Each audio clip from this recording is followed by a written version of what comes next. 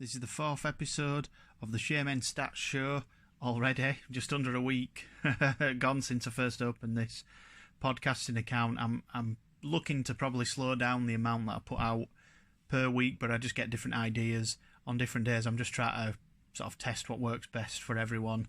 So today, being the 15th of March 2021, I thought it'd just be good to do an On This Day section. It is only small, and it is only for the A.F.C. Halifax Town section of the club's history. So first of all, happy 31st birthday to former captain Matty Brown, who made 165 appearances, scoring 7 goals for the club, a man who needs no introduction at all to Town fans. So, I mean, I'll pretty much just keep this short and sweet. Obviously was captain at Wembley, lifted the FA Trophy.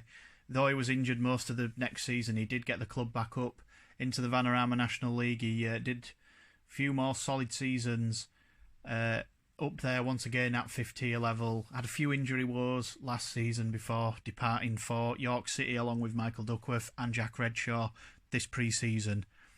So, as I'm sure most of you have been seeing today, if you are tuning in on the same day, the 15th of March, I've been sharing the game from 10 years ago when we beat Stocksbridge Park Steels 5-1 at home on all my social medias, on Facebook, Twitter and Instagram. Obviously just search Shaymen Stats. If you don't already follow on there already, I've also posted them on the shaymen.net forum. So as I say, 5-1 winners against Stocksbridge Park Steels. The reverse fixture, Town also managed 5 in the 5-3 reverse in South Yorkshire against Stocksbridge Park Steels. Jamie Vardy's former club, Vardy, just starting to come into that absolutely prolific period of his Halifax Town career. This was almost the start of it. We've got the Kendall match, the Nantwich match, etc., to come during this month, within the next week even. But on the night, it really belonged to Danny Holland, who managed to bag himself a hat-trick. In the process, he scored his 13th, 14th and 15th goal of the season. Tom Baker made it 3-1 from the penalty spot, scoring his 12th of the season, his 19th overall for the club, before Vardy put the cherry on top of the cake with his 18th of the season. Fast forward to 2014 and Town were away at Welling United.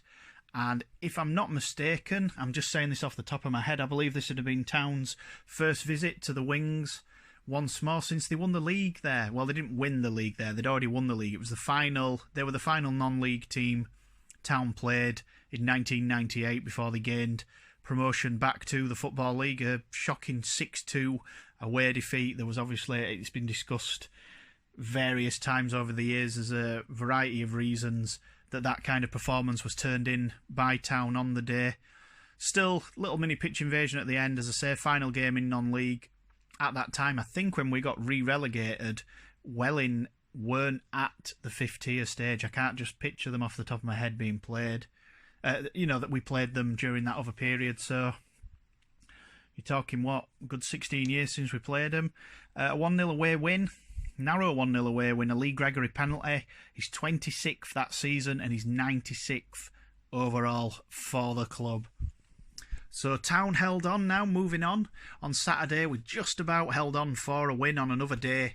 You know, we'd have certainly drawn or lost that game. Very much the epitome of a below-par performance from the boys in blue and white. It swings and roundabouts, though. Solihull Moors away. We lost to a wonder goal and we deserved at least a draw from that. So, you know, that's one argument I saw somebody make earlier on the Shaymen.net forum, and it's an opinion that I share with that user. I can't just remember who it were. So following Saturday's game in the league, we'd have played 26 and we'd have won 11 of those games. We'd scored 42 and we conceded 32, so that would give us a goal difference of 10, and we had 40 points.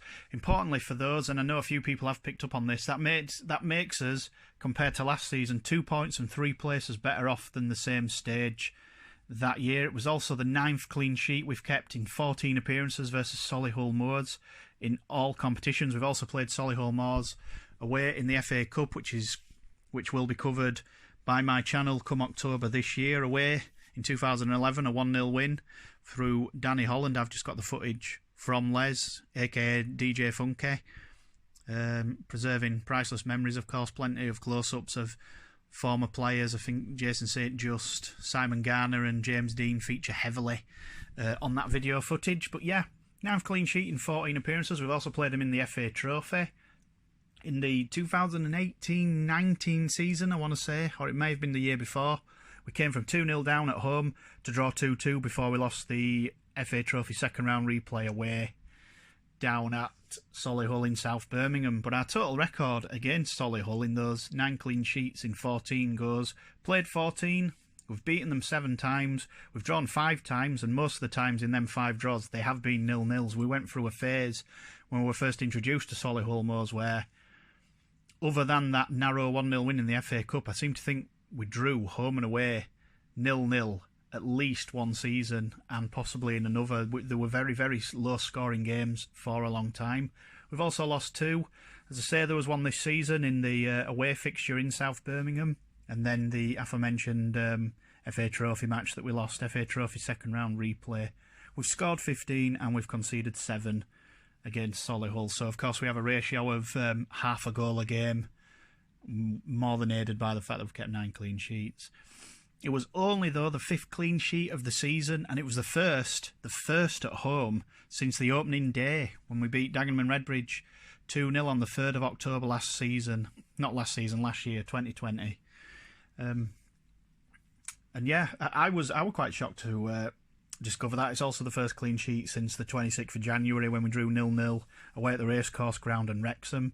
But yeah, only the 2nd home clean sheet of this season. That's even including cups. I mean, what? Drew 3-3 with Hartlepool and we lost 2-1 to Southport at home. It is, however, to put a more positive spin on it, the 3rd win in a row. I mean, this is a little bit more of an obvious stat. 3rd win in a row. We are now unbeaten in 5 also. 4 wins and a draw. Martin Wood's solitary goal was his 3rd at home in only 10 matches. So it's a pretty impressive record, I'd say, for an ageing midfielder who's not as dynamic, shall we say, as the Kieran Greens and the Jack Earings of the Shaymen side. It's the 11th scored at the South Stand. I know this is something that people do find interesting. It's 11th this season that we've scored at the South Stand end, and that is against 13 at the North Stand so far this season. Interestingly enough, it's the 100th we've scored at the South Stand since August 2016, and I must apologise for it being so, recent or specific, but it just started. I started just checking up the North versus South Stand scoring record when Billy Heath first took over in the 2016-17 season. It was brought up by, I think it may have been Elliot W on the forum. He said Billy Heath's team seemed to score a hell of a lot more goals at the North Stand compared to the South, so I thought I'd make a table to see if he was right, and indeed at one point we were scoring more regular. In fact, we were scoring twice as many goals at the North Stand end than the South. Beginning in that 2016-17 season, if you remember back, I mean, it's in the more recent past, we were beating sort of early doors. We beat Tamworth, Bradford Park Avenue and Worcester? We were 3 and 4-0 up by half time, and most of those goals would have been scored at the North Stand end. Just dipping back, obviously, into the recent past. So just to reflect on that, this season, it's the 11th goal we've scored at the South Stand against 13 at the North Stand. It was also Danny Williams returned from his 2-match suspension after his straight red against, was it Wealdstone? For some reason, my head's just gone absolutely blank. No, it weren't, was it? It was Hartlepool. He missed that game. Sorry. When he was sent off against Hartlepool, could have been, I don't know, it was a definite yellow. It was on the edge of the area. He knew what he was doing. He was conceding a foul. Very few arguments. Maybe could have been a yellow. I don't know if that's just I'm biased. Anyway, Danny Williams returned, and that's his 7th home game. And in those 7 home games, we've won 5, we've drawn 1, and we've lost 1. So he's got a pretty good home record. And just staying on the subject of good home records, Billy Chadwick now has 3 wins in 3 in home league games at the Shay. If you include the Hartlepool United draw that we won on penalties as an inverted commas win, that would make it 4 out of 4. Saturday's win was also the 105th at the 5th division level in 293 matches for A.F.C. Halifax Town. Of course, we'll have many, many more once I can update it so it includes the, in inverted commas, all clubs records at that stage as well. Quick Aldershot Town preview. We play them tomorrow night. They're in fantastic form. I believe someone said they're second in the form table currently. I'd like to know who'd be top, because, as I say, as I've alluded to, we've got 4 wins. We've got 4 wins and a draw in 5, so we must be up there as well. It was unfortunate to see Jeff King doing a lot of stretching off, and he was taking off, I think, Lewis Tomlinson and Luke Davis.